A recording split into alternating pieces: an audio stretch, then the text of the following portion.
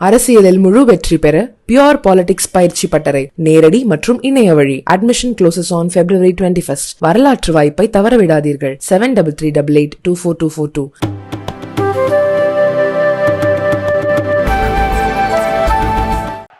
आदरणीय प्रधानमंत्री जी, भारतीय जनता पार्टी के माननीय राष्ट्रीय अध्यक्ष श्री जगत प्रकाश नड्डा जी, भारतीय जनता पार्टी संसदीय बोर्ड के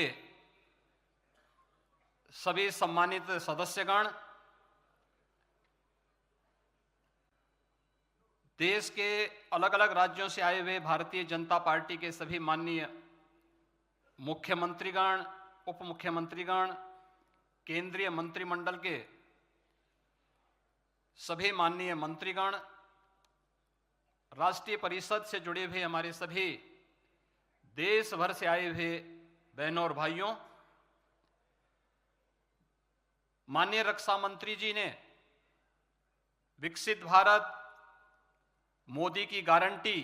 से संबंधित जो राजनीतिक प्रस्ताव भारतीय जनता पार्टी के इस राष्ट्रीय महाधिवेशन में प्रस्तुत किया है, जिसका अनुमोदन माननीय वित्त मंत्री श्रीमती निर्मला सीतारमण जी ने यहां पर किया है, मैं भी इस प्रस्ताव के अनुमोदन के लिए यहां पर खड़ा हुआ हूं। हम सब जानते हैं पिछले 10 वर्षों में पूरे भारत ने 140 करोड़ की आबादी ने एक नए भारत का दर्शन किया है। एक नया भारत जहां पर भारत के हर नागरिक को दुनिया में सम्मान मिलता है, उसके पासपोर्ट की कीमत बढ़ी है। जिस भारत ने अपनी सीमाओं को सुरक्षित किया है, जिस भारत की आंतरिक सुरक्षा आज पूरी तरह सुरक्षित हुई है, जिस भारत ने सुशासन का स्वाद आजादी के बाद पहली बार जिस भारत में हर तबके को देखने को मिला है और गरीब कल्याण योजनाओं का लाभ बिना भेदभाव के, न जाति, न मत, न क्षेत्र, न भाषा, हर व्यक्ति को, वह गांव का हो, वह गरीब हो, किसान हो, नौजवान हो, महिलाएं हो, युवा हो, समाज के हर तबके को जिस रूप में पिछले 10 वर्षों में इन योजनाओं का लाभ मिला, अभूतपूर्व है, अभिनंदनीय है। और भारतीय जनता पार्टी के इस राष्ट्रीय महाधिवेशन के अवसर पर एक भारत श्रेष्ठ भारत का दर्शन कराने वाले आदरणीय प्रधानमंत्री जी का हम सब हृदय से अभिनंदन करते हैं, स्वागत करते हैं।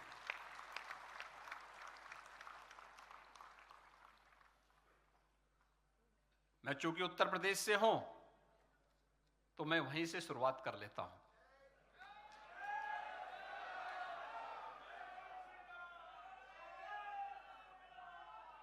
बहनों और भाइयों, आदरणीय प्रधानमंत्री जी उत्तर प्रदेश से देश को नेतृत्व देते हैं और काशी विश्वनाथ धाम से जो यात्रा प्रारंभ हुई,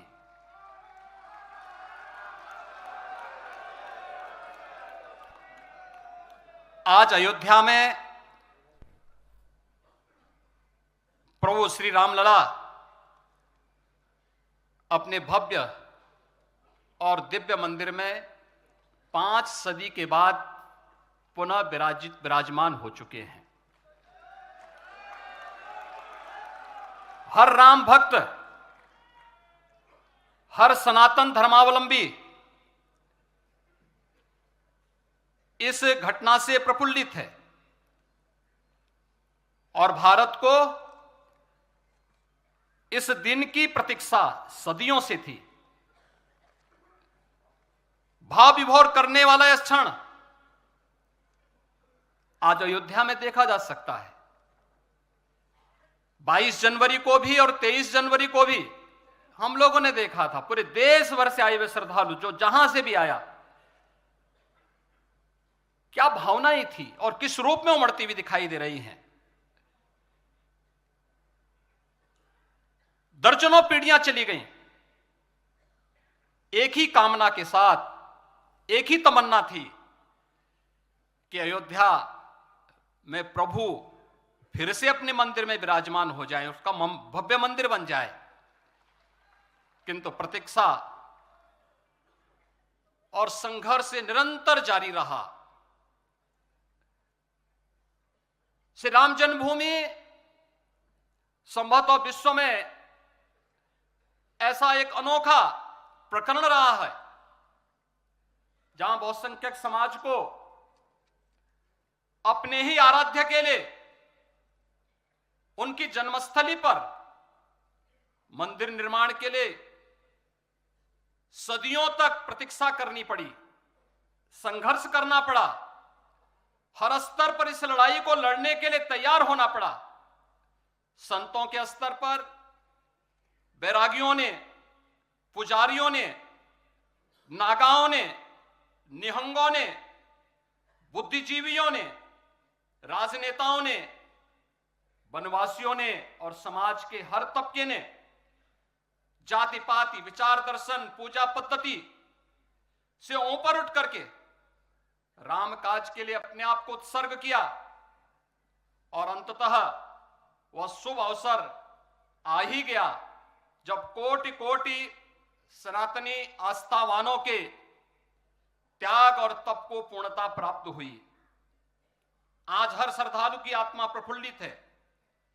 और इस बात से भी पूर्वजों की साधना को सिद्धि में बदलने के लिए और मंदिर बनाने का जो संकल्प था और जहां संकल्प था मंदिर वहीं पे बना है, इसके लिए भी भारतीय जनता पार्टी का यह राष्ट्रीय महाधिवेशन अपने यशस्वी प्रधानमंत्री जी का हृदय से अभिनंदन करता है, उनका स्वागत करता है और आभार व्यक्त करता है। पिछले 10 वर्ष के अंदर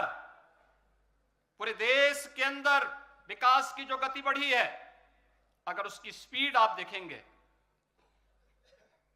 तो हम सबको बहुत एक नए आत्मविश्वास के साथ भरता है। पहले से आई थी, आज पूरे देश के अंदर हम सब देखते हैं कि जो देश के अंदर पहले जिनकी संख्या बामुश्किल सैकड़ों में थी, आज 1,20,000 से अधिक स्टार्टअप भारत के अंदर है। यही नहीं, भारत के अंदर माननीय वित्त मंत्री जी ने बताया कि जो भारत 2014 में दुनिया की 10वीं बड़ी अर्थव्यवस्था माना जाता था और ये माना जाता था कि भारत का कोई स्थान नहीं, आज दुनिया की 5वीं बड़ी अर्थव्यवस्था के रूप में तो भारत है ही, प्रति व्यक्ति आय को भी भारत दुगना करने में सफल हुआ है। रेलवे के इंफ्रास्ट्रक्चर को लेकर के जो कार्य हुआ, रेलवे लाइन देश के अंदर इस दौरान जिस रूप में बढ़ाने का कार्य हुआ, वह 22,000 किलोमीटर जो थी वह 10 वर्ष में बढ़कर के 55,198 किलोमीटर की हुई और वंदे भारत और अमृत भारत जैसी ट्रेनें आज भारत को वर्ल्ड क्लास पब्लिक ट्रांसपोर्ट की एक बेहतरीन सुविधा के रूप में हम सबको मिली है।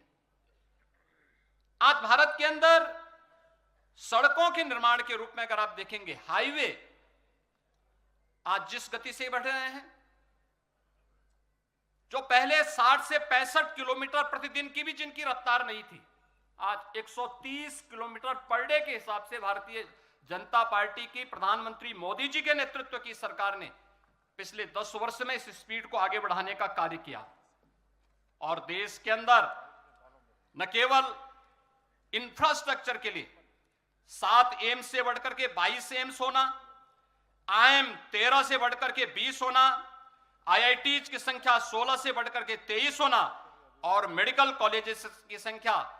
387 से बढ़कर के 660 होना, यह नए भारत की तस्वीर कह रहा है जो केवल बोलता नहीं है बल्कि करके दिखाता है, और यह संभव हुआ है प्रधानमंत्री मोदी जी के विजनरी और यशस्वी नेतृत्व में। अगर हम किसान देश के अंदर गरीब कल्याण की बात देखें, पिछले 10 वर्ष के अंदर 12 करोड़ किसानों को प्रधानमंत्री किसान सम्मान निधि के माध्यम से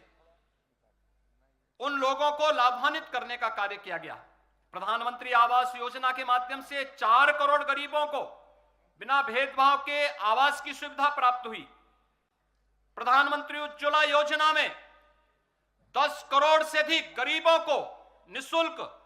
रसोई गैस के कनेक्शन उपलब्ध होते हैं। उज्ज्वला योजना में, स्वच्छ भारत मिशन में 12 करोड़ गरीबों के घर में शौचालय बनकर के उन्हें स्वस्थ होने की गारंटी भी दी जाती है और नारी गरिमा की रक्षा भी इसके माध्यम से की जाती है। जनधन अकाउंट में 52 करोड़ से अधिक गरीबों के अकाउंट खुलते हैं। सौभाग्य योजना में 3 करोड़ से अधिक गरीबों के घर में यह सुविधा उन्हें उपलब्ध करवाने का कार्य किया जाता है। प्रधानमंत्री जीवन ज्योति बीमा में 19 करोड़ से अधिक, प्रधानमंत्री स्वनिधि योजना में स्ट्रीट वेंडर में 65 लाख से अधिक स्ट्रीट वेंडर। पहली बार गरीब पटरी व्यवसायियों के हित के बारे में किसी सरकार ने कार्य किया है, सोचा है और उसको प्रभावी ढंग से लागू करने का कार्य किया है। यह प्रधानमंत्री मोदी जी के यशस्वी नेतृत्व में यह संभव हो पाया है कि आज 65 लाख से अधिक स्ट्रीट वेंडर इस योजना का लाभ ले पा रहा है। अटल पेंशन योजना में 6 करोड़, मातृ वंदना योजना में लगभग 4 करोड़ और पीएम स्वामित्व योजना में देश के अंदर लगभग 1.5 करोड़ गरीबों को जहां पे उसका आवास है वहीं पर उसे मालिकाना अधिकार भूमि का प्राप्त देने की गारंटी, यही मोदी की गारंटी है। और इस अवसर पर हम कह सकते हैं कि 10 वर्ष अंत्योदय से एक विकसित अर्थव्यवस्था तक, इंफ्रास्ट्रक्चर से ईज ऑफ लिविंग तक, ईज ऑफ डूइंग बिजनेस से निवेश के ड्रीम डेस्टिनेशन तक, कृषि और किसान कल्याण से लेकर के गरीब कल्याण तक, आस्था से आजीविका तक, शिक्षा एवं स्वास्थ्य से स्वावलंबन तक, और अपनी विरासत की प्रतीक भारतीय संस्कृति को देश की समृद्धि के उच्च सोपान तक पहुंचाने के विकसित भारत की इस परिकल्पना को साकार करना, यह मोदी गारंटी से ही संभव हो पाएगा और मोदी गारंटी ही विकसित भारत की गारंटी बन सकती है। इस विश्वास के साथ 2024 में जब हम सब 2024 के चुनाव के पूर्व हम जा रहे हैं, तो एक बार फिर से मोदी सरकार के संकल्प के साथ जब भारतीय जनता पार्टी का राष्ट्रीय महाधिवेशन यहां पर एकत्र हुआ है, इस अवसर पर हम विश्वास के साथ कह सकते हैं कि 2024 में एक बार फिर से आदरणीय प्रधानमंत्री मोदी जी के नेतृत्व में तीसरी बार भारतीय जनता पार्टी और एनडीए मिलकर के 400 पार का लक्ष्य अवश्य प्राप्त करेगी। इस विश्वास के साथ मैं माननीय रक्षा मंत्री जी के द्वारा प्रस्तुत इस राजनीतिक प्रस्ताव का अनुमोदन करता हूं। धन्यवाद। जय हिंद।